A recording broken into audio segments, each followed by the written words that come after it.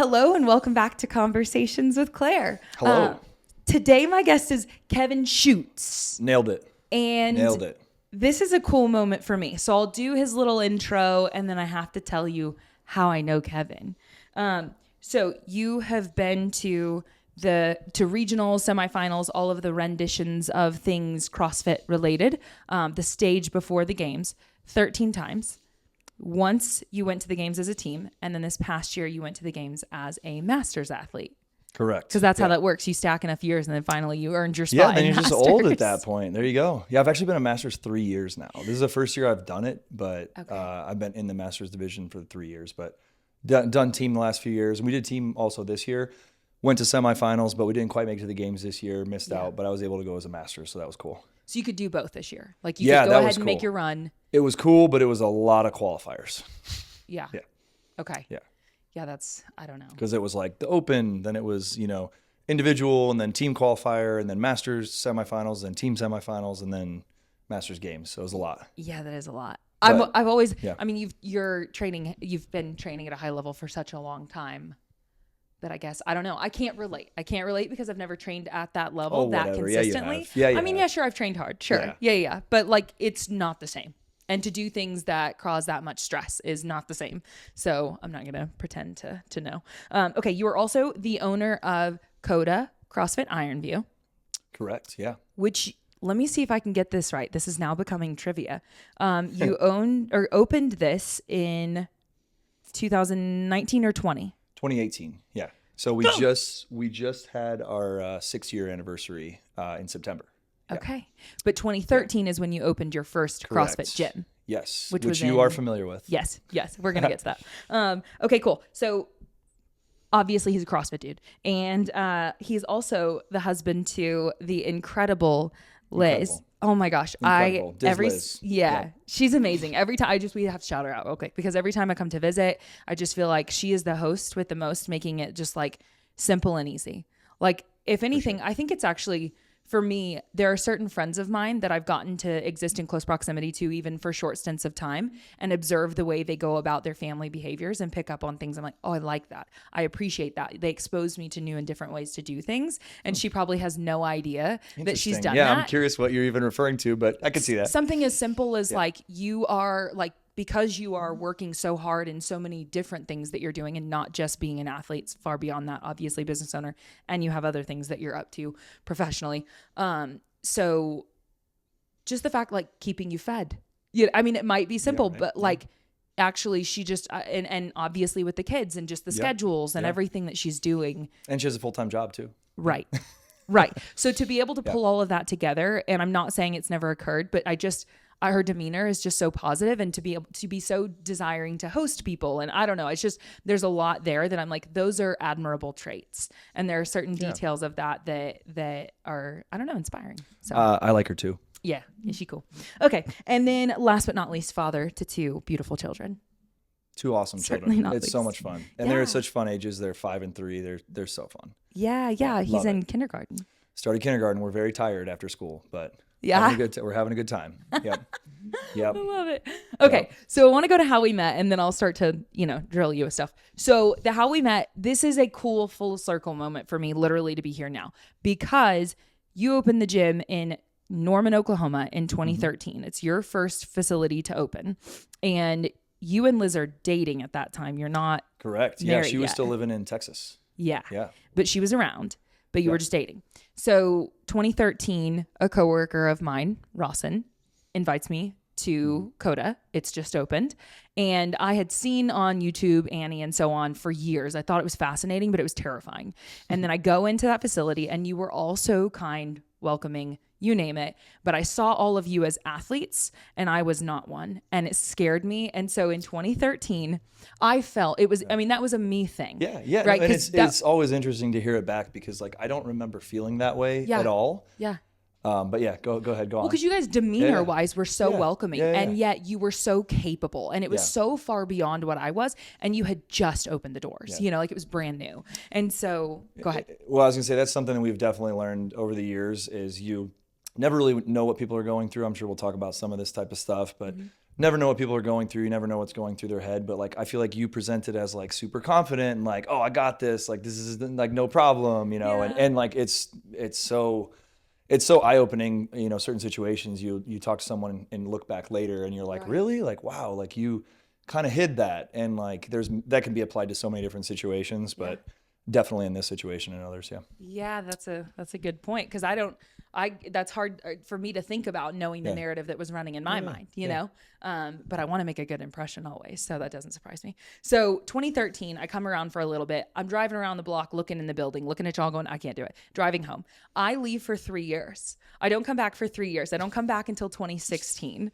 And so in 2016, assuming, I think my timeline's right there. And then I join and I stay. And I stayed until I moved out of Oklahoma. But then of course you guys moved here. So the reason this is so full circle is just because like I'm here this weekend in Colorado at your gym to get to be a part of your event that you're hosting, the Koda Iron Games, which is a big CrossFit competition.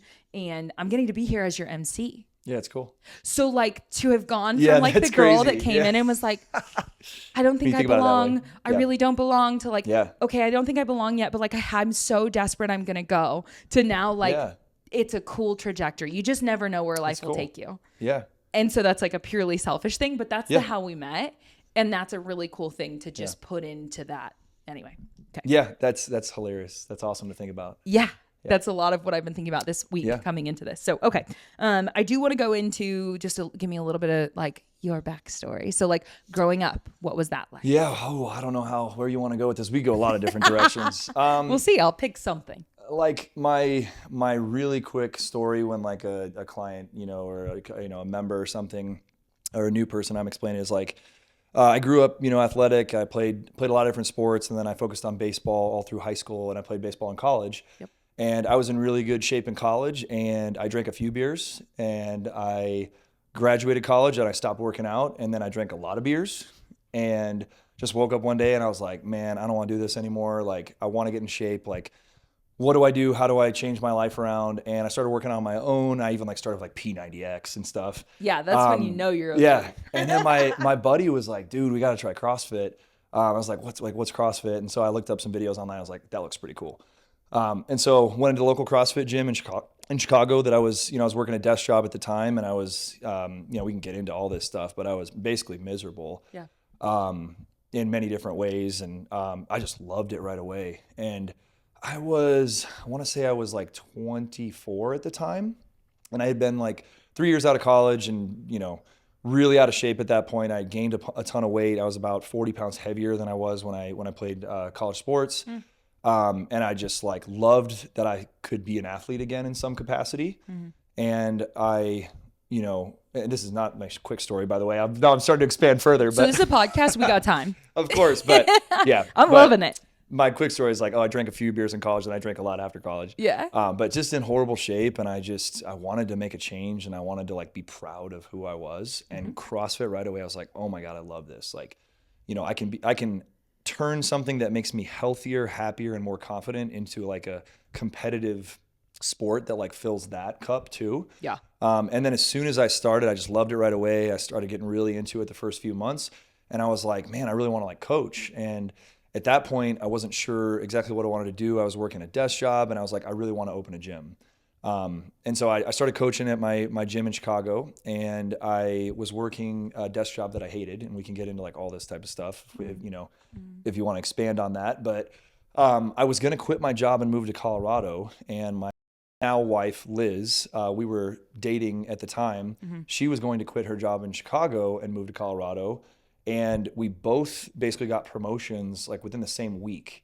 My boss was like, hey, you're going to South Carolina. And I was like, all right, like I'll take it. I'll save up some money. And then once I save up some money, I'll, move to Colorado and then open my gym. Yeah. And then my wife, she actually tried to quit her job. And her boss was like, why are you quitting? She's like, well, I just don't want to live in Chicago anymore. And her boss was like, well, do you want to open my Dallas office? Like, we're opening a new office. And so she was like, should I move to Dallas? And then after my boss told me I was going to South Carolina, like 3 days later, they're like, oh yeah, you're going to Oklahoma. And I was like, I don't know the difference either way, whatever. And so like 4 days later, I had all my stuff in my truck, and I'd never even been to Oklahoma. But I was able to take that leap because I was like, I'll just find a CrossFit gym and I bet I'll make a bunch of friends, you know? And my plan was still to save up some money in Oklahoma and then move to Colorado. And this is in like 2012. And then this is a total side note, but I use this story all the time. It's a good story. I emailed 3 gyms. I emailed this one called CrossFit OKC at the time. And I actually wanted to go there because there was like all these really elite athletes. They'd all been to like regionals. I don't know if you know Kristen Rosenau, Cameron Rosenau, Drew Heimer. I do know them. So there was literally like all of them were at OKC, and I emailed them first. All right. I emailed another gym called CrossFit Native at the time, which we now own, Koda CrossFit Native. And then I emailed Koda OKC, and Koda OKC had only been around for like 2 or 3 months. And I emailed on my drive to Oklahoma. All right. So it was like, I think it was like 10 a.m. or something like that. Jared answers me within 30 minutes and he's like, yeah, dude, come try out the gym today if you want to. So I came to the 4 o'clock class there. I got an email a week later from OKC, and then I didn't ever get an email from CrossFit Native. And so I was like, all right, well, I'll go check out Koda first because they emailed me back, even though I wanted to go to this other gym. As soon as I came, I was like, I love this place. This place is awesome. Yeah. And then I like signed up that day. You know what I mean? Yeah. And so the rest is history. But imagine if he didn't email me. Like my whole life would be totally different. And I, you know, as a business owner, I'm like, I need to answer emails right away. Like I need to try to get this person that wants to come in to like a really good experience right away because it changed my entire life. Yeah. You know, just that little like butterfly effect. Yeah. Totally got off topic there. I don't even remember where I was going with that. No, I asked you for background and you're giving me the background. This is great. But it was just crazy. It's just wild that like Jared, being a good business owner, just emailed me back right away. It was like, yeah, man, come try it out today. And then he coached an awesome class and I loved it right away. And, you know, and then I was also like, I looked up Koda. I was like, who's this Asian dude that's really fit named Bryce? Cause he was, you thought he was Asian? Because he was deployed and he was in the Asia region and he was like, he did really good that year. He was like 1 spot out from going to the CrossFit Games in the Asia regional. I was like, who's this Asian guy who's like super fit? And I meet Bryce, I was like, oh, okay. All right. Yeah. But he was deployed at the time. So when I walked into Koda KC, he wasn't even there yet or whatever. Yeah. And then when he got back shortly after that and like we became really good buddies and stuff. But I had still planned on quitting my job and moving to Colorado and they knew I wanted to open a gym and I started coaching for them and stuff like that. They're like, why don't you open a gym with us? Why don't you open a gym with us? And so finally I was like, all right. Like, so kind of straight out of the gate, they were wanting you to open one. I don't have the greatest memory. Okay. But either way, they were nudging you to open. That's encouraging. I started coaching and I was probably coaching for like 3 or 4 months. And at the same time, I was still working my sales job and I was selling marketing to car dealerships. So you can imagine it's not the most exciting job. And you're dealing with very tough people to sell to. And like, you know, I do know a lot of people in the car dealership industry that are good people, but I would say the majority are not necessarily don't align with my values. We'll put it that simply. And like, and we can dive into all that type of stuff because, I worked for that same company in Chicago and like, there was just so much going on. I was involved in so many things, so many situations I'm not like proud of and like, and all that type of stuff, but hated my job in Oklahoma. I was traveling and selling to car dealerships and making really good money, but just hated my life. So you felt like you were a part of an ecosystem that was not encouraging you to become a version of yourself that you were proud of and instead the opposite? Yeah, that's the PG version. Yeah. Yeah. Yeah. Yeah. Yeah. I mean, I was drinking probably 4 or 5 nights a week. This was in Chicago area. And I'm jumping around like crazy on this story. But, no, it's okay. All relevant. You know, I was living a life that I wasn't super, super proud of. And I was literally, I would say about 5 nights a week there for about a year. I was drinking and, you know, definitely undiagnosed like alcoholic. And Liz and I had broken up for about 1.5 years at one point there. We weren't even on speaking terms. And like we dated in college and after college. And long story short, she was like a go-getter. She had her regular job and she was going to DePaul to get her master's. And so she was just like crushing it. And I was just being super lazy. So we were broken up. We weren't even talking for over 1.5 years. And how old are you at this stage of your life? 23. Okay. So you're pretty, like you're a young dude. 23. Yeah. Young dude. Yeah. Yeah. Because it's so cool to play it forward, and the versions of you that I met were crazy. totally different. I think it's encouraging when someone's in the state of the 5 nights a week drinking, not proud of their behavior, that they're not stuck there. Because I have my own version of that same story, and you were even a little bit, you've been along for that ride, so I think I want to extract that and be like, even someone who has been seen as very admirable for beyond a decade now, probably closer to 15 years now, of you doing this CrossFit thing and doing all the like you are someone that people look up to. I heard someone earlier, by the way, that says that they think you're like their dad. And like, but like they literally said they want you to be their dad because they think that you're that cool. And does that mean I'm really old though? No, I know. I was like, I literally said, I think he's like maybe 10 years older than you, just so you know. Yeah, that's all right. But that's anyway, right. but it was like such a compliment. They thought you were so cool, We'll take it. Anyway, I jacked that from you just to be like, hey, if you're the person 5, 6 or nights a week, it's not a permanent state. You can outgrow that stuff, and a certain level of pain will push you there. Keep going. There's so much to unpack there. Like,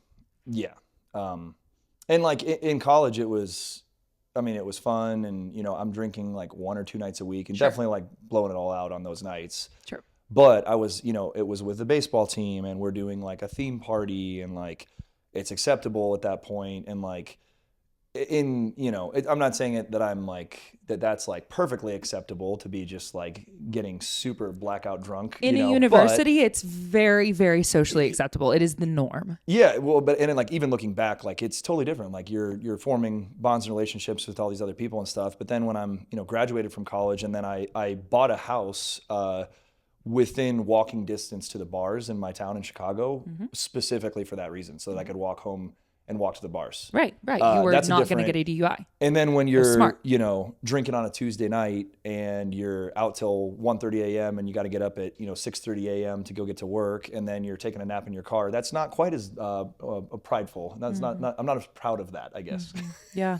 I don't know. You, I exist in the recovery world. Like that's a big part of my life. And so like one of the things that we say is like that starts out as fun. So college days, it's fun. And then eventually it becomes fun with consequences. Simply just waking up at those early times dissatisfied. And then eventually it's just consequences. And you probably eventually arrived at the point with all of that where you were like, there's nothing to gain from this anymore. For sure. Yeah. And I had like a whole moment where I kind of hinted at that. I was dating a bartender at the time, and Liz and I were like totally not on speaking terms and all that. And we took a trip to Vegas, and we were having a good time. We went to a show, and then like we were drinking some more and stuff like that. And it had to have been like, 1:30 a.m. or something. We're walking back to the hotel, and this is with the girl I was dating at the time, and like we're both like we were blackout drunk, so I don't remember, but like went to go use the restroom. I was like she was supposed to wait, and then I come out, and I was waiting for her, and like I was like she like didn't come out. I was like, what the hell? Like where is she? Yeah. And then I was like, where'd she go? And so I started like looking for her and stuff. Like couldn't find her. Yeah. I was like, all right, well I'm gonna check and see if she's in the room. And then doors locked, and like super mad, like, hey, no, I'm not letting you in. Like you didn't. Anyway, so I'm in Caesar's Palace. Yeah. The floor we're on is all marble floors. All right. So I'm sleeping in the hallway on a marble floor. Yep. And I'm like looking up at the ceiling, and I'm just like, what the am I doing with my life? Yeah. And so I just like, I literally had that moment. I was like, I'm not doing this anymore.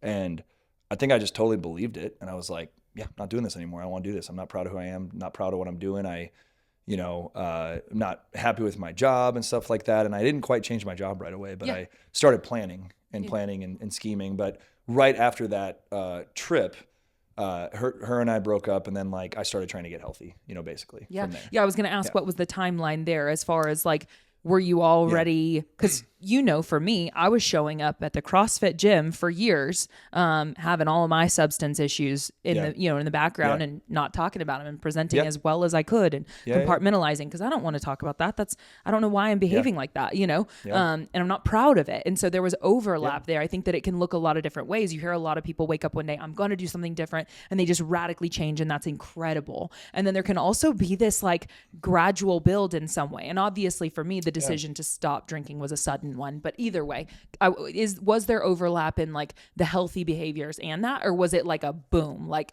I'm going from drinking all the time, bad relationship, you name it, and now all of a sudden I'm eating better, I'm stopping alcohol, whatever? I've always been like a cut and dry. Yep. And like, if I decide I'm going to do something, then I start, pulling for it. And like, it might take me a while to accomplish that goal, or I maybe never accomplish that goal. But like, once I like truly decide, I'm going to do it. And that was like a super defining moment for me. And it's difficult to talk to other people if I ever am like trying to give them advice in this type of scenario, because I do know some people change slowly, but for me, it's like all or nothing. And I've always had an addictive personality and stuff, but it's like, you could be addicted to alcohol or drugs. You could be addicted to your phone or video games or computer or food. I think every person has an ism. I'm convinced I we all totally got agree. And so I'm just trying to choose my addictions. Channel it into workaholism. Everyone's addicted to something, but it might be addicted to comfort. It might be addicted to just sit on the couch watching TV and scrolling social media and stuff.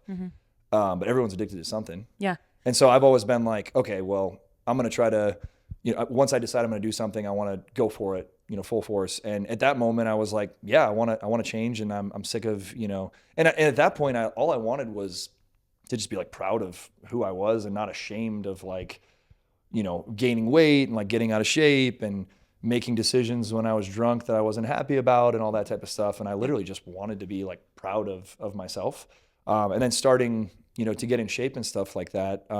As a side note, Liz likes to bring it up how she's been doing CrossFit longer than me. She started CrossFit first. All right. Oh, I love that for her. And she was in Naperville area and Chicago area, which is like a nice suburb. And then I was about 40 minutes away from her in the town that I grew up in, St. Charles, that I had bought a house in. And she started doing it at a gym called CrossFit Amplify. And it was a few months before me. And like, I had just started CrossFit. I was like super into it. And then I think I like messaged her first. I was like, no way, like you're doing CrossFit like me too. Like, that's awesome. Yeah. And at the time, like a lot of our, college friends were still drinking Friday night and Saturday night and stuff like that. And it kind of like, that's how we like brought us back together, is we were both trying to get healthy, and we didn't necessarily want to go like party on Friday night and Saturday night. And we started hanging out again. And then like, honestly, like CrossFit brought us back together, and, now we're here. Now we have 2 kids. We've been, married for 10 years. We just had our 10-year anniversary. Congratulations. Yeah. Oh my gosh. That's cool that CrossFit, that's so random. I had no idea that CrossFit brought you guys together. That is so cool. Okay. So, and thank you for divulging that. There are so many pieces of that I didn't know. And as somebody who there's probably more. Yeah. There's probably more. I'm sure there's loads more. And I think it's really useful to see someone who I just gave your intro, and it's like, dude's been there 13 times at a high level. Like the breadth of work that you've put in, and the resiliency, and the, maybe I'll get there. Maybe I'm not going to quit. I made the decision, it's easy to look at someone behaving the way that you are and just think, wow, they must just have something, and then to hear those little snippets are really helpful to realize that I feel discipline is like a light switch. Yeah. And like you can literally turn that trucker on. Yeah. For me, it was I'm sure you can identify and like agree with me here, is I turned the light switch on, but it almost felt like faking it at first. But I was like, I really want to be someone that I'm proud of. And then I started to like, once you start doing the actions of someone that you want to be, and then you start to be a little bit more proud of yourself, and you start to maybe identify, and like that's your identity at that point. But part of the reason why I wanted to like make it to the CrossFit Games, I was like, then I could be proud of myself. Then I can, then my gym will be successful. Then people, maybe I could have like an online following, and I could just, work out for a living and have fun, and then striving for that goal of like trying to make it to the CrossFit Games. I was, maybe leading by example and like working really hard at the gym. And then my gym did become successful before making it to the CrossFit Games. And then I was proud of myself before I made it to the CrossFit Games. And then I got to this weird point when, we had our first kid, Beckett. It was like, why am I doing this? Like, do I even really care anymore? And then it got to the point where it was like, no, I do. I just like working out. I like having a goal.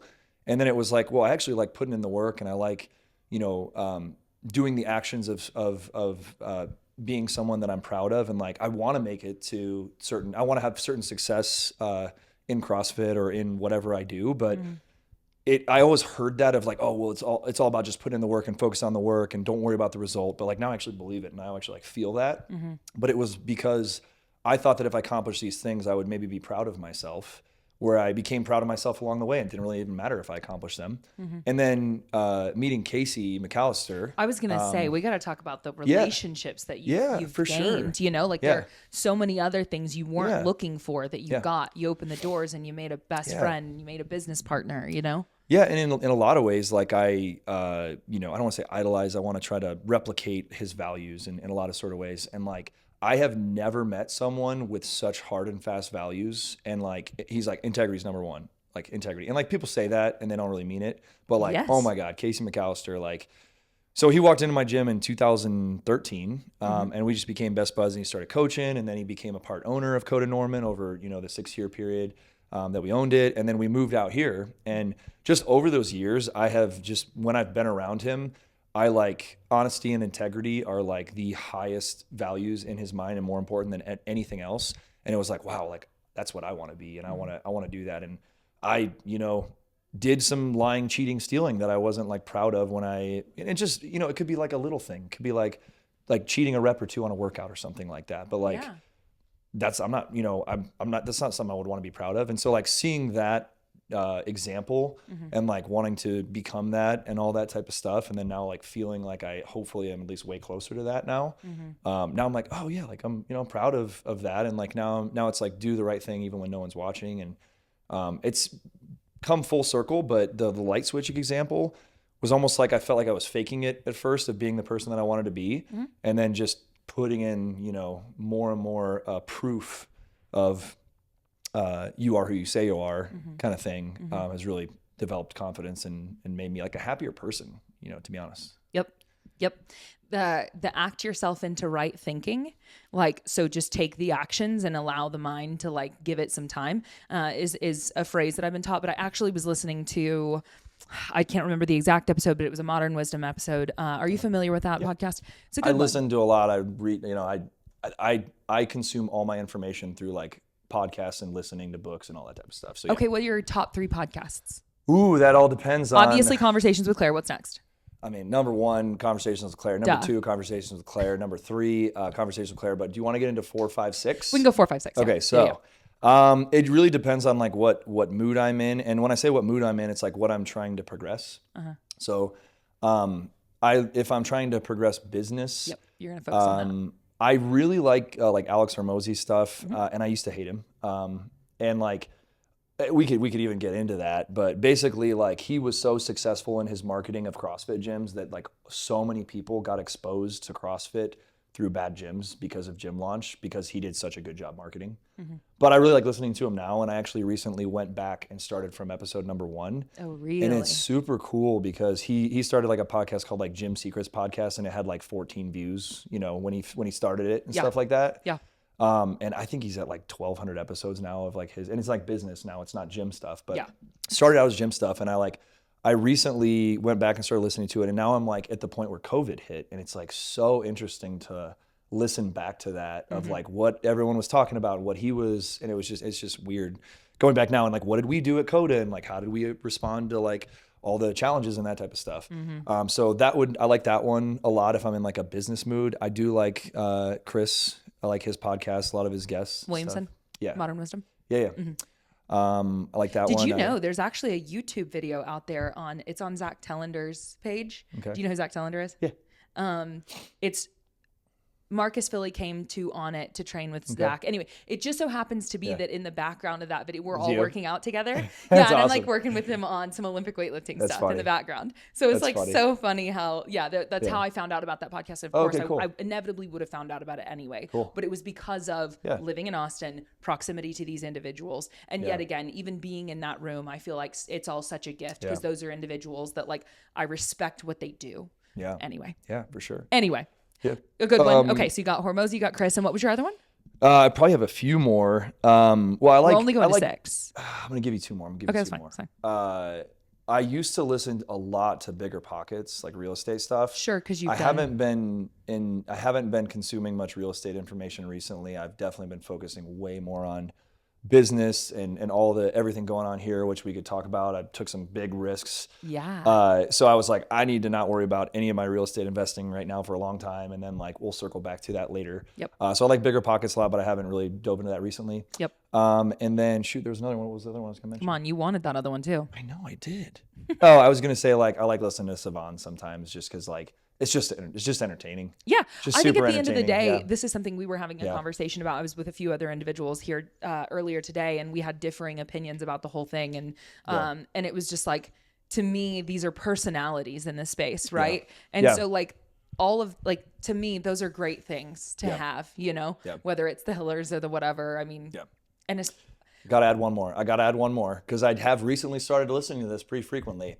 I'd said Conversations with Claire, but also CJ's podcast with Wad Prep. So Wad Prep just started podcast. CJ's really diving into it. He's investing a lot of time, which I'm sure you're familiar with when you first start, how much time you got to invest to try to get it going.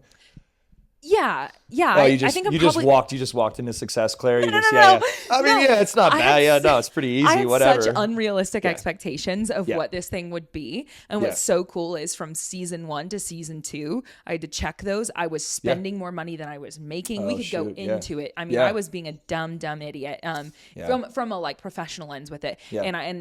Then what's so cool is shifting into season 2, I just totally transitioned to like, I'm going to have the conversations that I want to have. Completely like untethered to any sort of expectation for how it will perform or any, you know, or the size of the guest as far as what kind of brand that they offer. And so I've had many guests on now that like aren't even on social media because the topic that we were going to unpack was something I really wanted to get into. There's an episode about porn addiction that the gentleman came on, and he doesn't have social media because that's his, he does run a coaching business for it, but he does anyway, like that is a very impactful for sure. topic to speak about with someone who has expertise in it. And anyway, it's been a delight to kind of like take into a new season. And so anyway, and you do have to invest, but I'm still in early stages.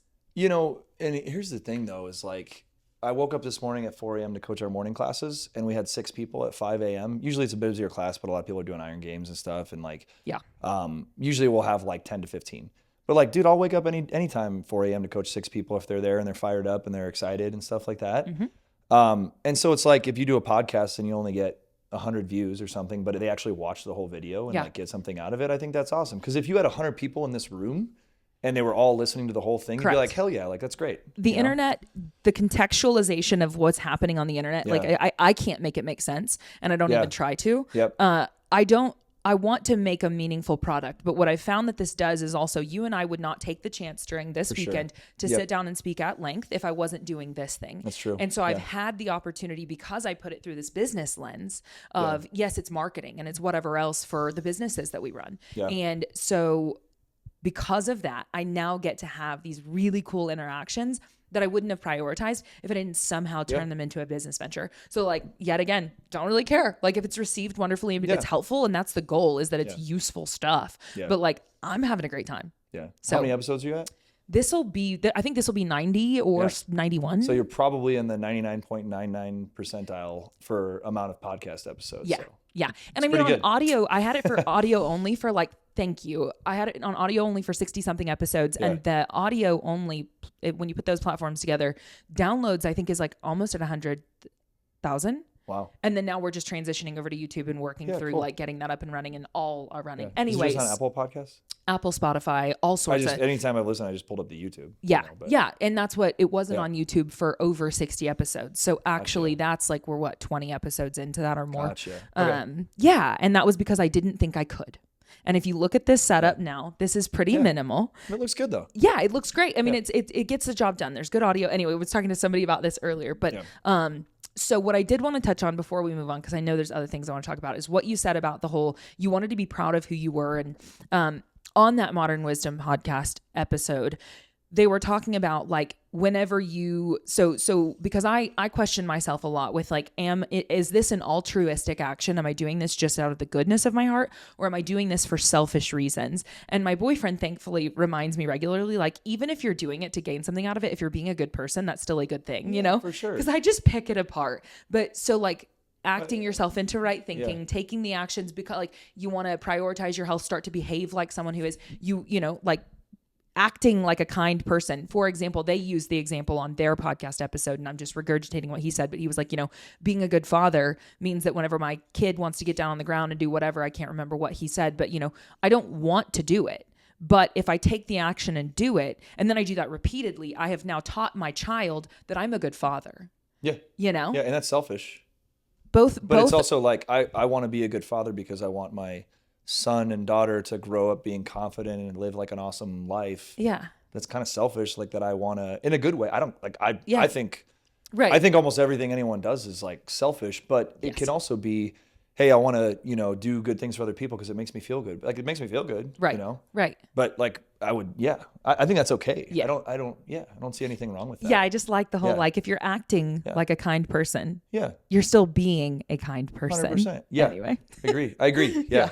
Okay. Yeah. And if you're, the equation of who you want to get to be, like, the action is more important than the intent, to be honest. Yeah. You know what I mean? Yeah, totally. Okay, so I want to pivot now to, you did kind of touch on like the introduction. Do you remember, you said that it was something that was of interest to you, we're taking it back to CrossFit. What was it that, like, when you first saw it, your first experience in the gym, like, what were the things that were attractive to you about it? Oh man.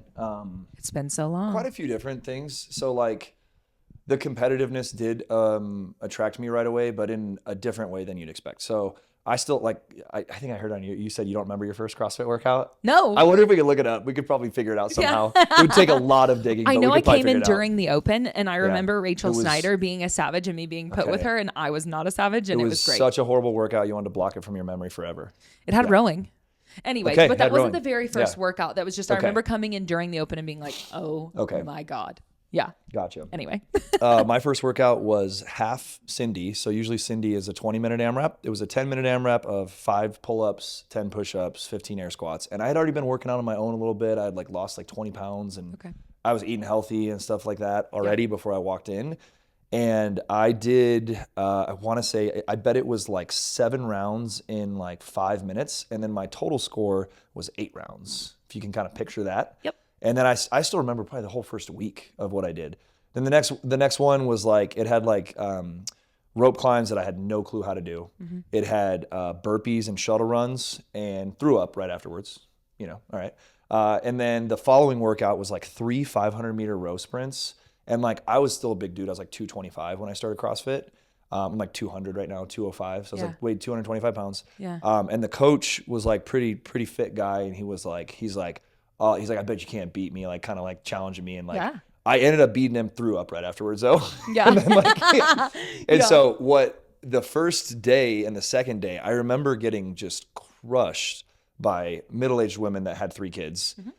And like men too, but like they were lifting more weight than me. They were beating me on the workouts, and they were just humbling me. Like, I still thought I was like hot shit because I was like, I played college baseball and I still got it. I didn't still got it. You know? And so like, it was like so humbling right away. And I was like, wow, like, I want to get better at this. And but it was also like, this is cool. Like, I've come for, a week, and I've not repeated the same movement. Like, there's so much to learn. There's so much to do. And Well, and I want to ask you too, with those different workouts that you mentioned, you got the 5, 10, 15, the different things you just stated. Do you feel like when you went in to those very first classes, do you feel like you were receiving coaching in those classes? Like, were they attempting to help you understand how to do what you were about to do, like straight out of the jump?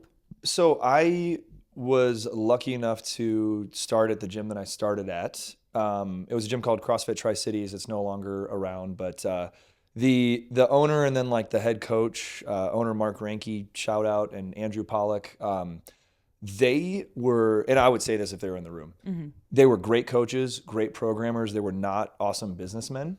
So like, but I would take that any day of the week. Like if I'm walking into a gym and they're going to coach me up and they're going to do an awesome job and the class is going to be great, they're going to keep me safe but push me, that's great. They didn't have the Facebook ads locked down. They didn't have the processes and all that type of stuff. Yeah. So my experience when I first started was pretty good coaching. Yeah. And like, they were giving me feedback and all that type of stuff. And then I went to Koda, and like, it was like a whole different vibe of like, we're going to coach you, but it's also going to be like fun and sarcastic and funny. And who's this guy that's wearing like tall purple socks and a pink headband? Like, what's Jared? Yeah, Jared, of course. Of course. This redhead, goofy looking dude who's like telling me these funny jokes while he's also coaching at the same time. Yeah. So those were my first two like gym experiences, but then I had been to other gyms and I was like, what is going on here? Like, and we would visit a gym and like, it'd be like, all right, guys, here's the workout. Here's the warm up. Go ahead. So. That's my point right there. Yeah. That's what I wanted to kind of like. Well, I was curious because it's not. We can't make the blanket statement that all CrossFit gyms do that, because of course you do get to do your own flavor and there are a bunch of different flavors. Yep. But that's a thing. Like if I'm somebody who wants to get plugged into something, like I guess I've had the beautiful opportunity in the past couple of years to be exposed to so many different methodologies, facilities that approach it a different way, you name it. And I'm so grateful for all of that. And I feel so strongly, like, just like you do, how I happened into your facility where it was coaching from the jump and it was coaching the whole time. And I've just started taking classes actually at a gym north Austin, which I was south. So I've just started taking classes there, Bar 10. Do you know Connor McDonald? Yeah. He was out in Boulder here at CrossFit Roots. He was nearby. Yes. Yes. And like I've competed with him a few times. Good dude. Yeah. I don't know him like super well, but like we know each other. Yeah. He and his wife Shelby own and run that gym. Yeah. And so have just taken a bunch of classes this past week there. And yet again, it's like coaching. Yeah. And I think that is something that in the fitness world can be so overlooked in so many different spaces and is so just outright transformative to someone's experience with fitness. That's all. That was just a soapbox I wanted to play in for a second. For sure. And like part of me wishes that it was a little bit more stringent on like what gyms could open or not, but part of me doesn't, because the whole methodology like that Glassman started with was like, well, the survival of the fittest, like the bad gyms will die out. And it's interesting that like it's circling back now, and I see it all the time now, is the bad gyms do die out. It might take a little bit of time. And those owners are struggling and not having a good time. They're, breaking even or losing money every single month and like probably holding on longer than they should. But like, as far as my experience has always been, like those gyms either hover or they die out. All right. And then I liked how easy it was to open a gym, because it was super easy for me. All I had to do was go to a weekend certification, and then I took my whole savings and opened a gym, and we could even talk about that. You know, but left my six-figure job to get paid $0 for 6 months. But so I liked how easy it was to open a gym. So I can't complain now that it's still easy but it is a little bit harder now. But I mean, I forgot exactly where I was getting at with that, but the strong survive. The cream rising to the top type thing. The cream thing, rises to the top. And, I think that there's a lot of discussions in the CrossFit world now about like, we should have more leads from CrossFit HQ. We should have this and that and all that type of stuff. And my position now is like, just leave me alone. Like, I don't, and like, I mean, we don't need to get into politics, but like, that's my political opinion too, is like, I want the person that's going to leave me alone the most. Yep. I was just having a conversation with someone else about the media department of CrossFit and how like their desire for some sort of centralization. And as I was hearing it, and these are just like it was just a fun conversation. I was like, I don't know. That's I don't know different. about that actually. I do feel that's the part I feel differently about. Okay. I think CrossFit should provide optional certifications for us to continue education. And we choose whether we want to do those or not. They should put out information that we can digest if we want to. Yes. I don't know if at CrossFit HQ should necessarily require that you have to have a level 3 or level 4 to like open a gym and all this type of stuff. I mean, and I have my level 3 and stuff. So it's like, I do those certifications and I do my continued education, and I have a lot of other ones that I would do. Yeah. But it's like, I forgot what my train of thought. I'm very short on sleep right now. I'm very tired. I know. Remember the part where I was like, "Are you sure you want to sit down for this?" Well, no, I have other questions. I mean, I feel like we were talking about the centralization. Okay. I was getting at with the media department. Yeah. So I'm a little bit personally tied to this because some of the media department are some of my friends. But that's what I would love from CrossFit is like. It sounds like you're wanting more education. No. I'm saying that's what a lot of people are wanting. Okay. Yeah. Okay. So what I'm saying is like, I think it would be great.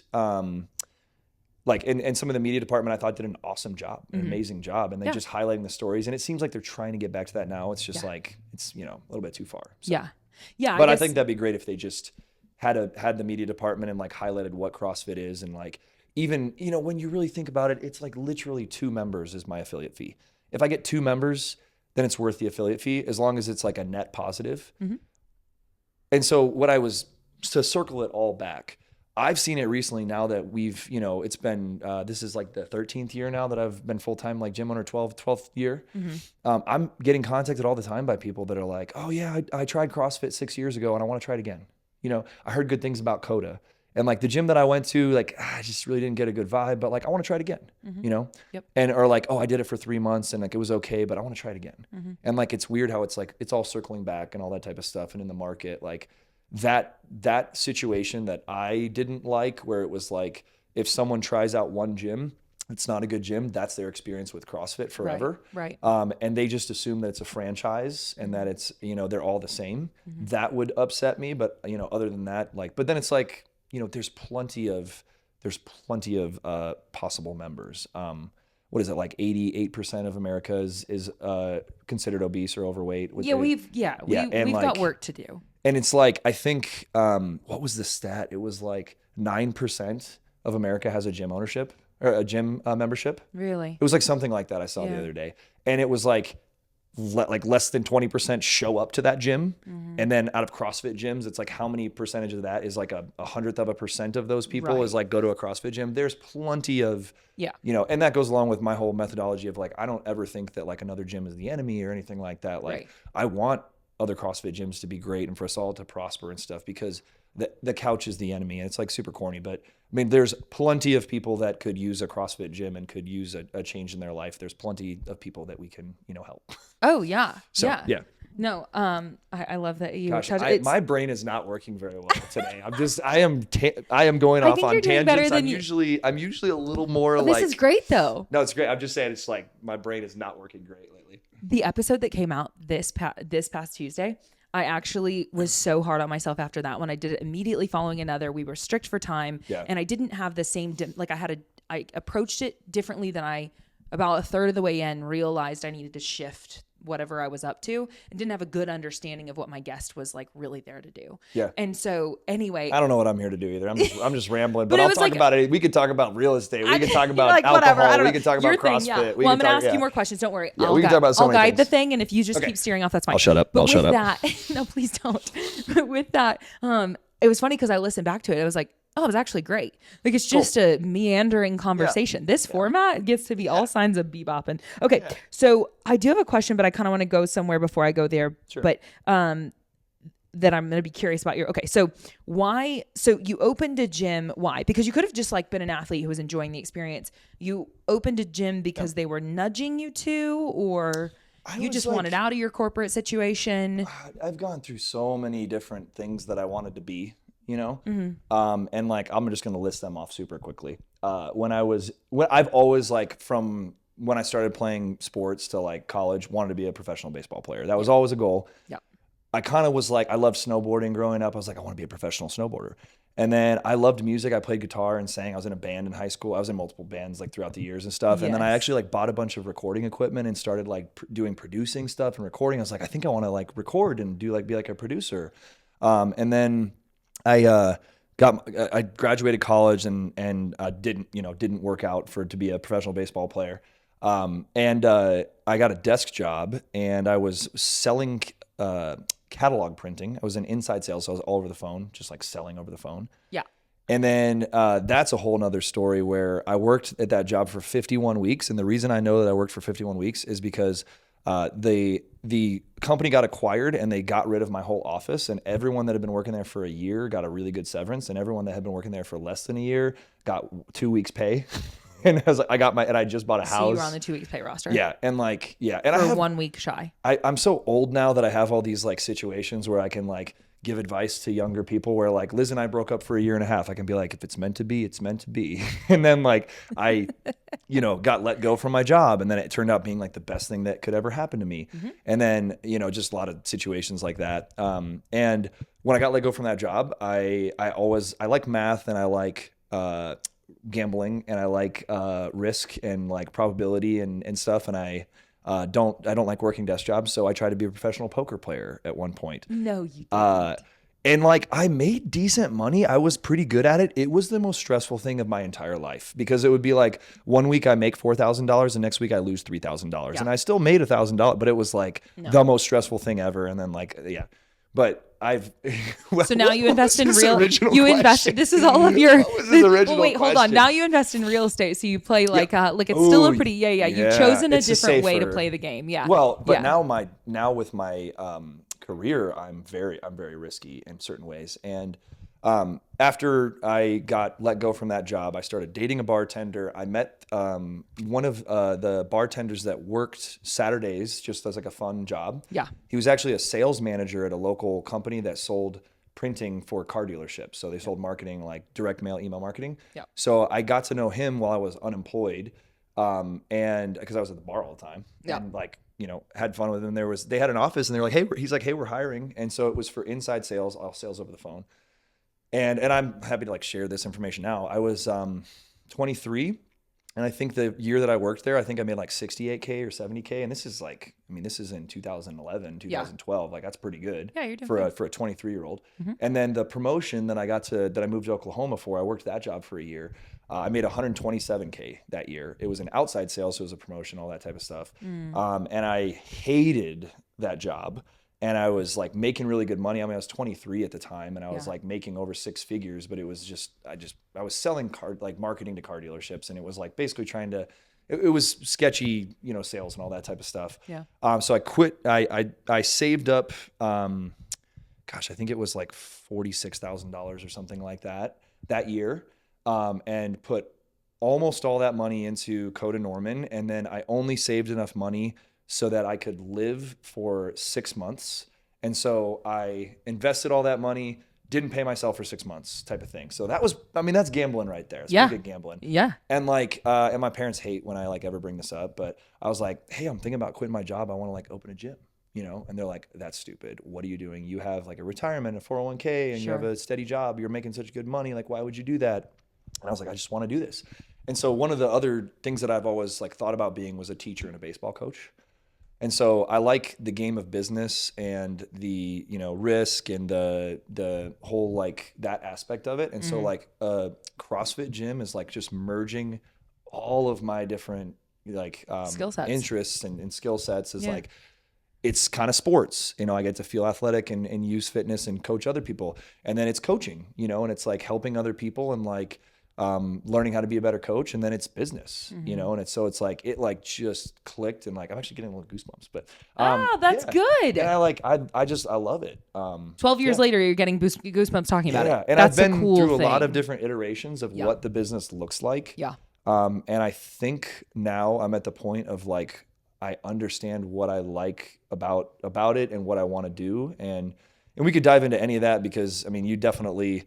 Have seen some of the different iterations and stuff. Yeah. And like in Oklahoma, I was like, I've seen V1. I was there like when you opened. Yeah. V1. Yeah. I guess I've seen every gym that you've owned. Yeah. And it was like, and just to like put it super simply, I thought that I wanted to build this monster gym and be like the biggest gym in Oklahoma.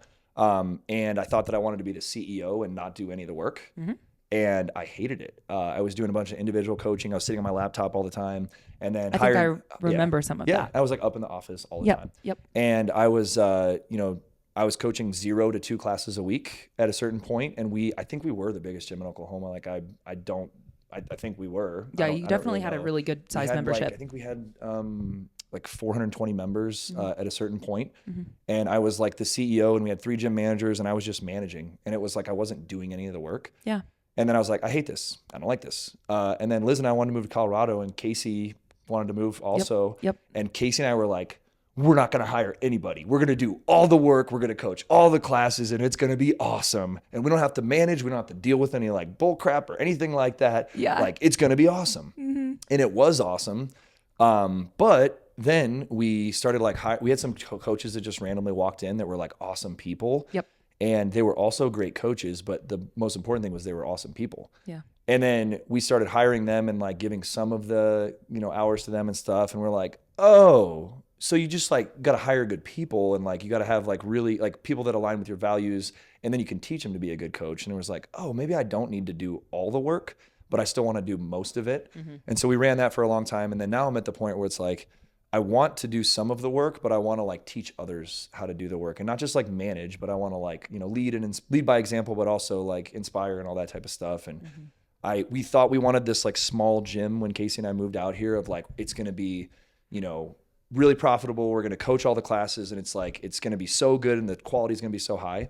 And then long story short, Casey had his first child and moved back to Oklahoma. Yep. And so now it was like, oh my God, it's me all alone. And I want to like continue growing and all that type of stuff. And so moved to this other space over here, and it was 9,000 square foot originally that we moved over here. And the unit next to us was supposed to be here for 2 years. Well, and hold on, the facility sorry. that, you're okay. I'm rambling so bad today. No. This is all, it's funny. You're answering the next questions I had anyway. So you're just organically going where I want to go. So, but your first gym in Oklahoma starts in a small building, because I was there, so I can kind of 3,500 square feet. We moved to a 10,500 square feet. So 3,500. Then you move a block away.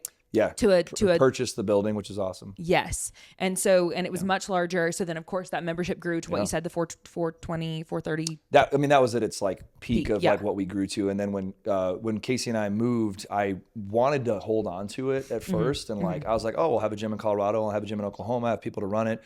It's just very difficult to run it from afar. So I ended up selling it. Yep. And then you moved here, and the facility that you were in your first version here, because now you're in your second building here. What was the size of that building? So the last building is 4,600 square feet. 4,600. I still own most of that. And that's a whole other story. It was vacant for 11 months. Yeah, the building. Okay. So it's 4,600 square feet. What'd you say? Not a gym anymore. Okay. And so we moved over here after that. We were in that for, what would that be? 5 years? 5 years, yeah. Yep. And so I was looking for another building for the longest time, and like basically the market is absolutely horrible to purchase the last like year or two, especially commercial. And everybody wants warehouse now. Like it used to not be like that. But a lot of people, especially in Colorado, like warehouse is actually at a premium. So it's like offices are cheaper than warehouses. So warehouses were actually super expensive. It made way more sense to lease over here. So we're leasing this space, and we leased 9,000 square foot originally. Yep. And that was last Thanksgiving. Okay. And so the unit next to us that we're in actually right now. We're in the unit next door. And that was 11 months ago. And we don't need to get into all the specifics here, but so that was, we came over here, and then there was a company that was over here that did okay for us to move in. Yeah. And I was like, hey, Mr. Real Estate Broker, like we're a CrossFit gym. We play loud music and we drop weights. And they're like, yeah, it's totally fine. It's totally fine. And then when we moved in and we started playing loud music and dropping weights, they didn't like it very much. Yeah. And so they just up and left, even though they had 2 years left on their lease. So in my mind, I was like, perfect. We'll have 9,000 square feet.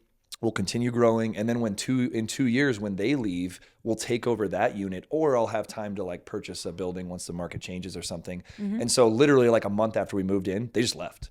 They didn't even and then the landlord's like, you can't do that. You signed a lease. And they're like, yeah, we can. What are you going to do? And he's like, we're going to sue you. And then the company that was over here was like, well, we're going to sue you. And the landlord's like, well, I'm going to sue you. Oh gosh. And like, I'm over here like, I'll take it. Just like, give me a good deal.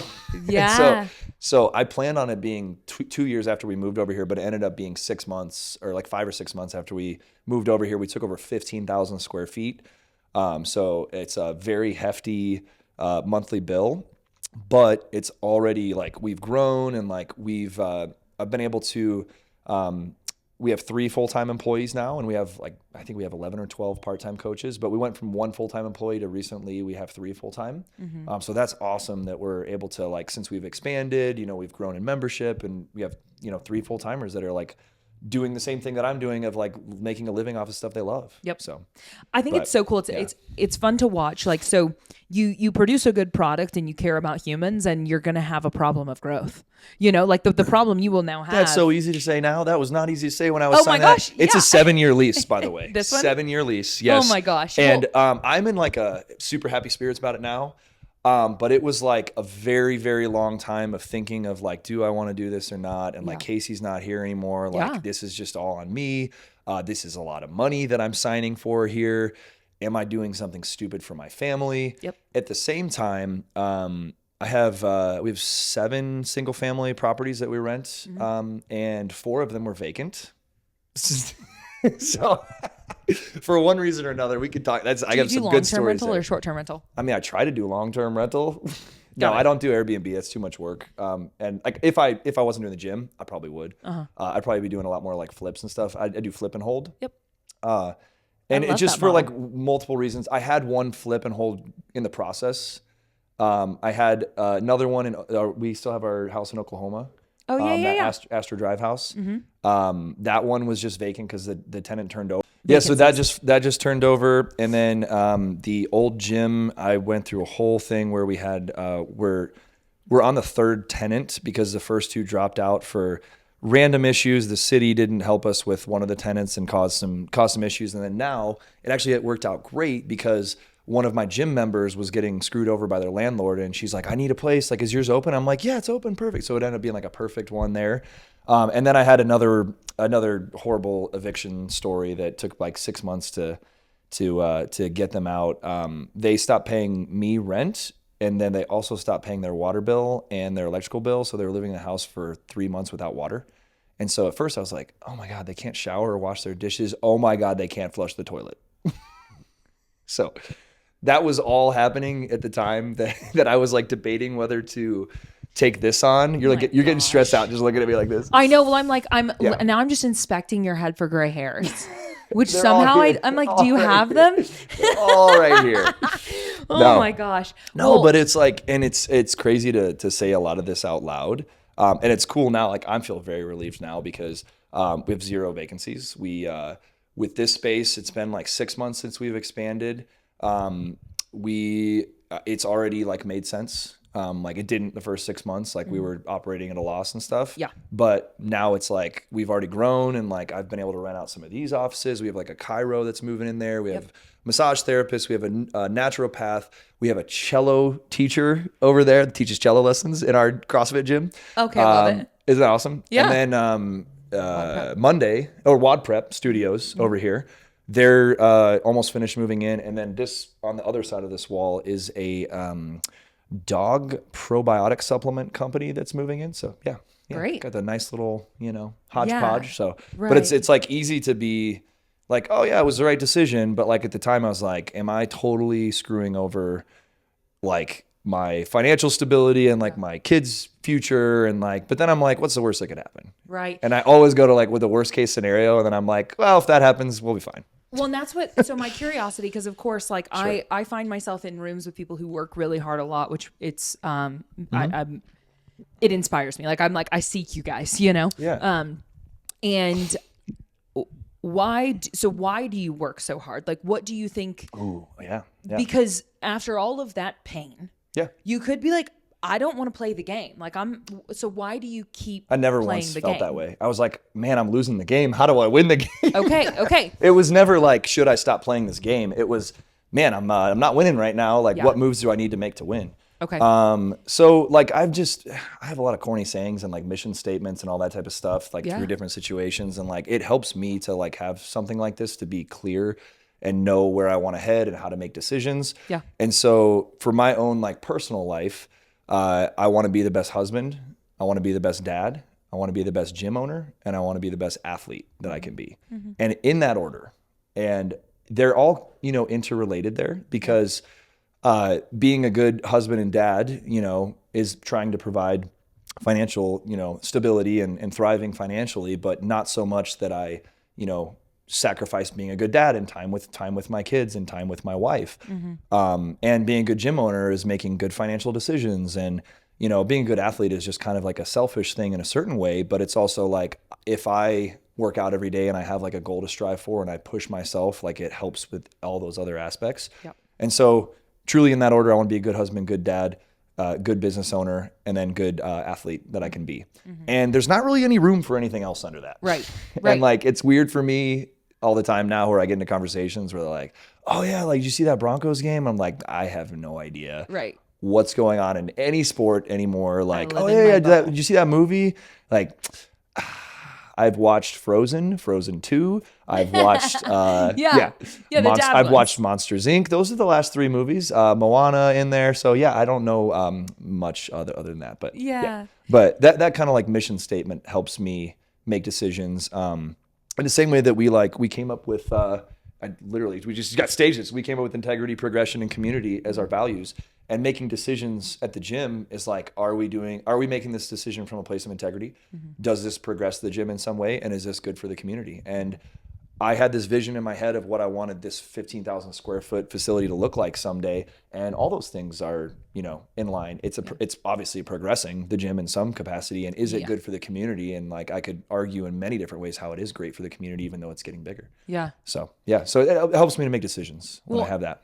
And so what I love is, and I agree, I think that I've had the opportunity to observe from a distance in 2013, got close proximity 2016, and I've been paying attention ever since. So that's a solid 8 years for at least the close proximity bit. And I very much feel like you guys operate within those, which is really cool because core values can exist on a wall and mean nothing in a room. Yeah, that was important to us too. It was Casey and I that like, I think I had listened to like a business podcast and something inspired me. They're like, you got to have core values, like, and it can't be 7. It's got to be 3. And so I was like, Casey, like, I want to come up with some core values. And of course he was like, hell yeah, like integrity is first. This is my life. Yeah. And I was like, I like that, integrity first. And so we came up, we had a list of like 10 or 12 or something. We narrowed it down to the top 3. Yeah. And then we approached the other like Koda owners and like, of course, like Bryce and Jared, like, that's awesome. That's great. Let's do that. Yeah. And Natalie and Trey at the time too, were all like, yeah, that's awesome. That's actually cool to know that those came from you. I didn't know at what point those came into the picture or if they were always there. So that's cool to know. It's either 2015 or 16. I like it. Yeah. So when all of the stressors come, because stressors happen in people's lives, and like the thing about like, so you have a lot of stressors. You have all of these rental properties. You have this business. We've gone through it. Your reaction to your stressors is different than probably most would be, and because you continue to strive and you continue to operate, and you can come sit down in the middle of while you're doing this and be here. What are some tactics? I love to demystify things. I won't be surprised if you don't say anything revolutionary, although maybe you do. Maybe it's just the simple stuff. What do you do? I have a very strong opinion on this. Yeah. So when I was working a desk job for 2 years, I got the Sunday scaries, and then I woke up on a Monday morning and I hit snooze 3 times. And then Tuesday morning I hit snooze, and I hated Mondays. I was like, how many hours till I get to go to lunch? All right. How many hours till I get to drive home? All right. Oh my God. Do I have to go to bed? I'm going to, and I just like did, and it's like nothing against the people that I worked with. Like I liked a lot of and like the first job that I had, like it was totally miserable. Just the exact job that I was doing, I was cold calling people. Yep. And then the second job, like I really liked the people I worked with, and it was like a competitive environment, and I loved it actually at first for like 3 or 4 months. And then it just got kind of like, okay, the competitiveness is worn off, and like I'm not doing anything that I give a crap about. Like I'm just trying to sell more email and direct mail marketing so that I can like get a bigger paycheck. And and at the time, I didn't have a wife, or I didn't have a girlfriend, fiance or anything like that at the time. So I didn't have that. I didn't have kids or anything, so I didn't have that. But I think that's the easiest way I can put it, is like now I wake up on a Monday and I'm like, I don't hit snooze. I get up right away and I'm like, oh my God, I don't have enough time to get everything I want to get done today. And it's because I'm doing all the things that I like love doing, and I'm doing it for the reasons that I love doing it. And really helps me, to put that through the lens of like providing financially and providing example for my kids and all that type of stuff. But I also just like love the work that I do too. It's like really rewarding and fun. And I joke now, like I've recently stepped away from coaching at the gym a decent amount, because I want to do the correct CEO thing so that I can someday get back to coaching. And I'm like, I talk with people and I'm like, man, like I got to do all the taxes and crap. I can't wait till I can get back to coach. You know what I mean? And like, they're like, oh, I haven't seen you coach recently. And so it's just, I'm doing things that fire me up and that I love and that I feel passionate about. But I do enjoy like the actual work of a lot of the gym, but some of it's not super exciting, but it's the goal and the meaning behind it, and like trying to build and trying to help people and help people change their lives and have a place that they love to come to. And hopefully, you know, I got so much of a life change, and my whole life is totally different because of CrossFit. I want to be able to help others and do whatever I can there. And so it's such a not a easy thing to suggest, but it's like, if you're doing something you don't feel passionate about, like figure out what you feel passionate about and go do that and work really hard at it. Yeah. And then it's like the stress is like, oh my God, I have so much I want to get done. And then I don't know if I can get it done, and then still like spend time with the kids today and spend time with Liz. And like, I want to be a good husband and good dad still, but I have all this others, you know, and like, that's my brain. And like, oh my God, I don't know if I have time to work out today. Like I'm going to work out. Like, oh, I need my workout, you know, like, and so it's like that conversation rather than just like, oh my God, I can't wait till lunch. I can't wait till I get to go home. So yeah. Ooh, with that narrative, I'm always like, one day at a time is what recovery taught me. And I really like it, you know? Yeah. Of just like, you only have to do today, as far as like, if there's a lot going on.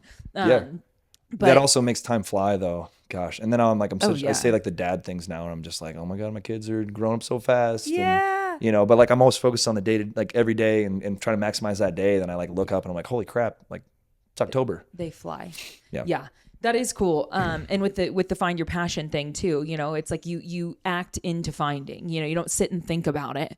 You do stuff to find it. Try stuff and be okay with failing. And that's so easy to suggest that. And like people hear that all the time. But I mean, I've taken some I've made some risky decisions to like figure out what I wanted to do. And I'm like, well, what's the worst that could happen?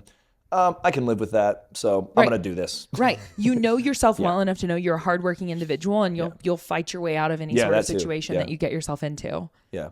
Cool. Well, and I just encourage people to, you know, just try things, and if you fail, it's okay. And like that, I think CrossFit really taught me that. Is like, I mean, shoot, like, and last year, you know, we qualified for the CrossFit Games for the first time, and I'd been trying for 12 years. You know.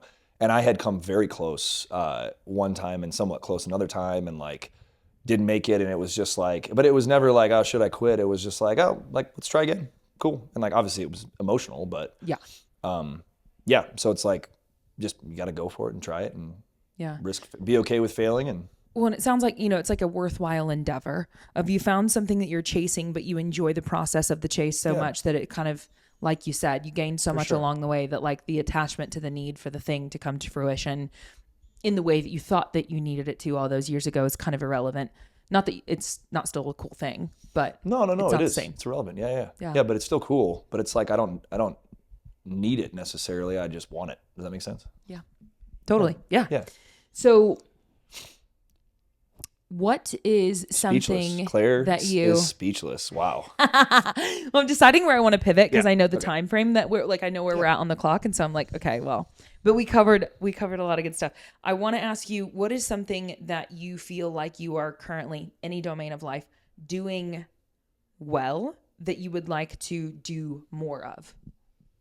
What do you mean? Or do better? Like, if I'm doing it well, why would I, you know what I mean? Like, what do you mean? Yeah. Like, is there something that you feel like you're doing well that you would love the opportunity to simply like lean in more to and do, and to like get better at it, or to do more of it? I mean, there's a few things I could say there. I mean, being a dad is like always, like I always want to spend more time and like, you know, do more and be better at that.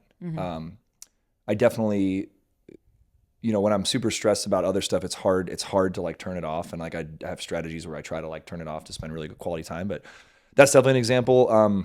My like heart is always like, oh, I want to like crush real estate and I want to like become this like, you know, multimillionaire and have all these properties and stuff. And I'm like, why do I want to do that? And I was like, it's just like a goal to have a goal. Then I'm like, actually, I want to do that because I want to have financial stability. I want to have freedom to do whatever the hell I want to do. I'd love for like the gym to be a nonprofit because I'm like doing great in real estate. But like if I dove too far into real estate, I'd be like, I wouldn't, you know, do the things I love, and I'd just be like chasing it just to chase it. So it's always, I think I'm always like reassessing, like, wait, why do I think I want that? But that's like my inklings. I want to like do more of that, but I'm like, I don't think that it's the juice is worth the squeeze or whatever. Yeah, I mean, currently I just want to get back to coaching more.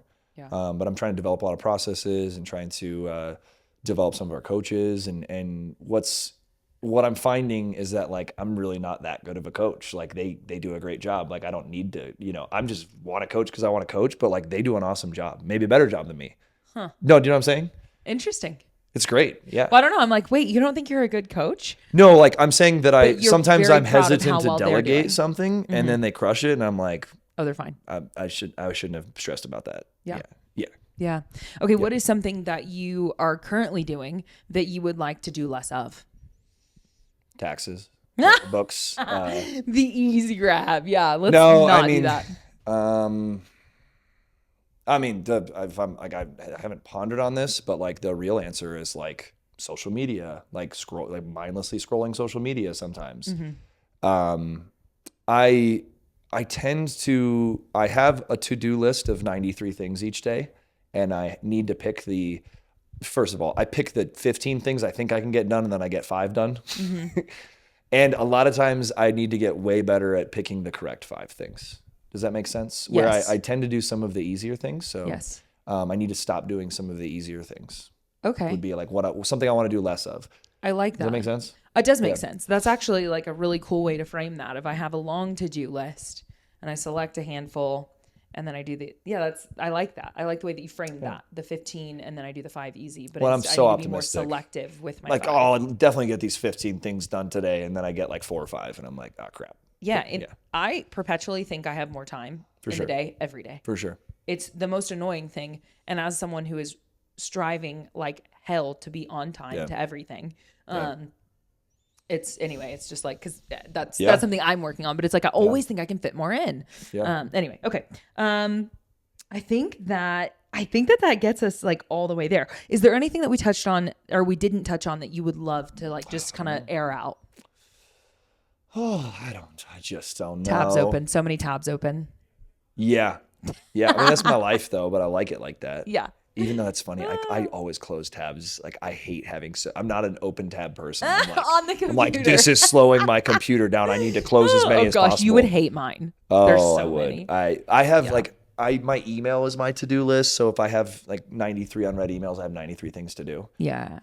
Which I don't know if that's good or bad, but so like I try to close all my tabs and I only keep the ones open that I'm working on because otherwise I'll jump around and like forget. Yeah. So anyway, but that's how my brain is. I have all these tabs and I'm like, okay, I need to focus. What was the original question? No, I said you have so many tabs open in your brain. That was what I was saying. No, if there was anything that you wanted to air out, let me ask you this, and then we'll roll it out. But what would you say to someone who sees someone like you and sees a facility like yours, because it'll be in the description and they can go take a look if they don't already know, and finds it to be intimidating or too far out of reach from where they are today? You're talking about like a new member walking in or like somebody else that's a new like member striving walking in, for or I just, didn't know if you were like, even like a coach or something. No. Like someone who would like to be a part of this ecosystem. And so maybe it is somebody local and they can actually come to your facility. But maybe it's just somebody who wants to get involved in something worthwhile and feels like it's out of reach. What would you say to them? Yeah, even locally, I recommend this as like people will ask questions about the gym or come in and try it out and stuff. And I'm like, dude, go try out a bunch of gyms, like see what you think and get a vibe for each one. And like each one has a little bit different approach. And, and I say that in other contexts of like, we want to be judged by what we do at Koda, not necessarily what every gym does. So I would encourage anybody that has any sort of interest just to like contact local gyms, try out a free class and see what you think. And you'll get a pretty good vibe. Like it can miss sometimes here, admittedly, where it's like that day of programming like wasn't a good fit for that person. Maybe that coach had like a bad day or something and wasn't in the greatest mood or something. We obviously try to avoid that, but you get a pretty good feeling for what a gym's like. And that doesn't just even go just for CrossFit gyms. Like go try out, a F45 or a Orange Theory, see what they do and what you like and what you're looking for. And that's a whole nother conversation about what are you looking for? I'm looking for coaching. Yeah, well, and that's people don't understand what their actual real goals are until you start diving into it, and they think they want this thing, and they actually want this other thing, and then they have to verbalize it. And but all that to circle back, I would just try out a bunch of different gyms, and understand that if you come in and you're not welcomed, you're not at the right place. You know what I mean? Like totally. that's not okay. Totally. And like we literally named the gym Koda because Koda is the Sioux Indian word for friend. Koda means friend right there. And so we try to embody that every day. And I definitely think it comes from the top down. When I see somebody walk in, I'm like, go right up to them. Hey, what's up? I'm Kevin. What's your name? Oh, good to meet you, Claire. Oh, what can I help you with? Then my coaches start to do the same thing. And then like even members, like I saw it today, like one of our members went up. It's like, hey, are you new here? I haven't met you. Like, hey, what's up? You got any questions and stuff? And it was a new person, and so that's cool. If a gym isn't welcoming, then they're probably not the gym for you, If that's what you're looking for, if somebody's looking for something different, maybe they're like, I want it to be where they're like hard asses when you walk in. And want to be left alone. No, but I mean, that's, some people want like a little bit different vibe and, just try it out and see what you think. And I was intimidated when I went to a CrossFit gym.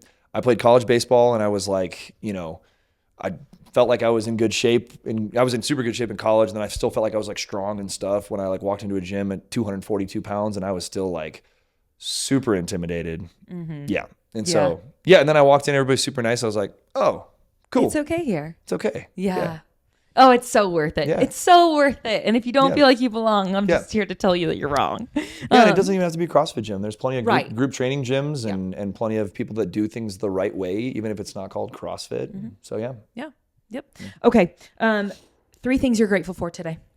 Oh, my wife and my 2 kids. I'm sorry. Easy. It's so easy, but it's the truth. How about we can go further on down the list if you want to?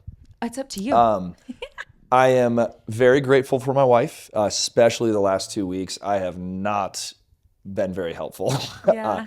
Running this competition is so much work, and it's fun for sure, and it's going to be awesome for the gym, and the athletes are going to have a great time. Spectators are going to have a great time and stuff, but I have been focused so much on this, and she has definitely pulled the weight, and I can't wait to get some more time with my kids after this. But grateful for my wife for sure, especially the last 2 weeks.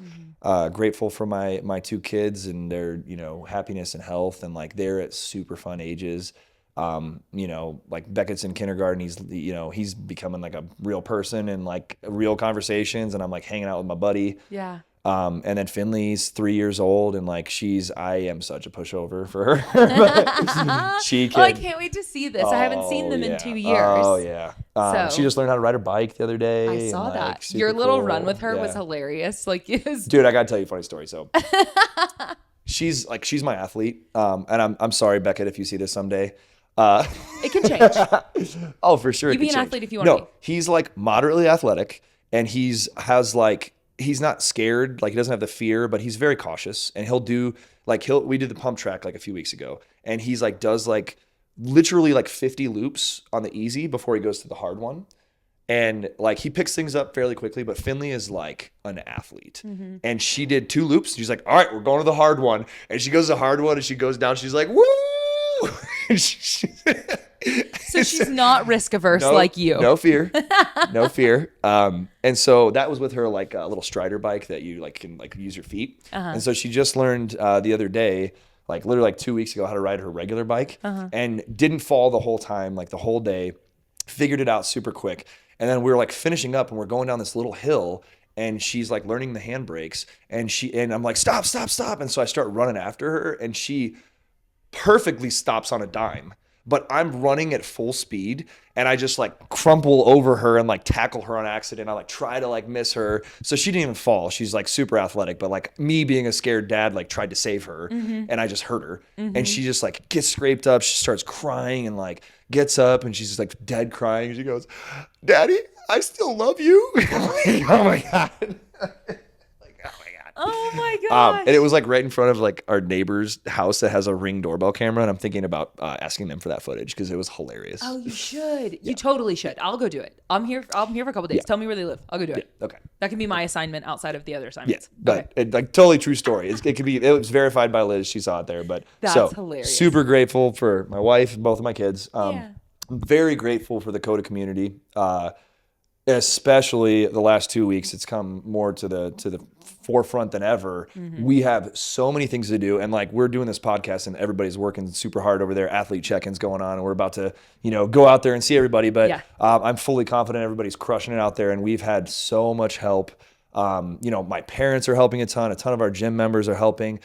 Casey came back from Oklahoma, and like, I'd be pretty screwed if he wasn't here. He's like really crushed it and done so much. And we've got WOD Prep and Ben and CJ and Nelson from WOD Prep. And so thankful for all those people right now, especially with Koda Iron Games, but super thankful for all my coaches and for all of our employees in the Koda community and all of our members in the Koda community, and not just in Colorado, also in Oklahoma.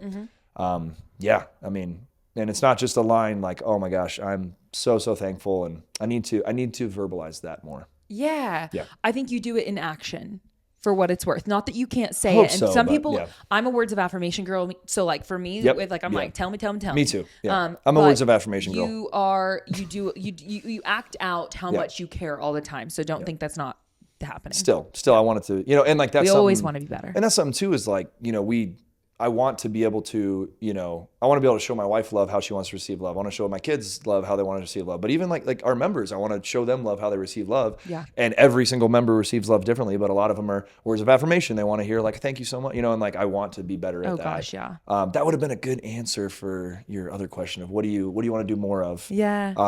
And we do like anniversary gifts, like some, you guys crush it with that. Yeah. And that meant a lot. Like when I was in Oklahoma, a member of your gym, like that was a really cool thing. Each year you got something different, and it was like it was really cool. And that's something I'm not doing an awesome job with recently that I really need to do a better job with. It just like, it's not on their anniversry, and I'm like, that's something I'm like, I need to coach less, and I need to really do a good job with that because our members are super important. And I'm grateful for them, and I need to show them that. Yeah. So. Well, the fact that you have the thought to do it at all, I mean, there are many places where there will be nothing shown, but words of affirmation from a coach are like mean the world, Yeah, for sure. Speaking of, I remember, I promise we're about done. I remember coming to Koda Iron View in 2021 for the Open, or was it 2022? Either one of those years. It was one of those years. And we hadn't been around each other for fitness much in like before you left Oklahoma. So you hadn't really seen me do any fitness for a couple of years. And I remember you judged my open workout. You remember that? Yeah. And I remember from you, because you're the person who opened the gym that I was a member of for so many years, and you're the coach, right? And I'm just the one out here trying. And I know I've gotten better over the course of time, and I'm so proud of it. And I've got plenty of work to do always. But I remember in it, you're like, all right, you might slow down. All right. Like, like you're over there, like in your, trying to politely articulate to me from my perspective, like, pace yourself, child. This is a 20-minute dumpster fire that you are entering. But then at the end of it, you were like, you were very clearly very proud of me. Yeah, I remember being like, she's gonna die here. Like, and I'm like, and I remember being like, holy shit, like Claire's pretty fit, and like you're coming up from sea level to elevation, like even that, like is like even more impressive. And I was like, Claire, you've come a long way. Like you're crushing it. You're doing awesome. And that meant the world to me. Like I'm telling you now, because like as someone who that word of affirmation, it was, and you didn't have to say much, but you definitely showed me. You told me, I was quite surprised by that. That went really well. And I don't know how you worded it, but either way, it meant a lot. Really thought you were going to suck, but you did pretty good. I really thought you were going to crash and burn, dude. But anyway. I do remember that. Yeah. That was awesome. Okay. All right. My 3 gratitudes today, I'll make them quick, is I am grateful for the opportunity, as we know, to be here, be a part of his thing. I am grateful for, I got to see my aunt and my mom and my uncle today. Cool. It literally, they're here like 20 minutes away. Awesome. And so we just got to see each other. None of us live in the same cities. My mom lives in a different state now. And so just to get to see them really briefly, that was really cool. And then my 3rd gratitude today will be, I got to drop in at that gym a lot this week, and that felt really cool. Cool. Yeah.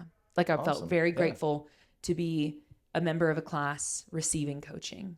Awesome. I enjoyed that a lot. So I'm grateful for it. Okay.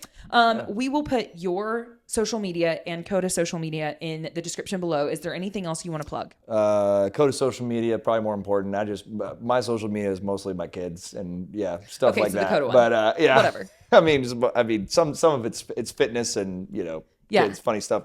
Things I think is funny with the kids. We just started Koda Iron Games at Koda Iron Games. If you could follow that. We didn't dive into it super far, but this is the 4th year.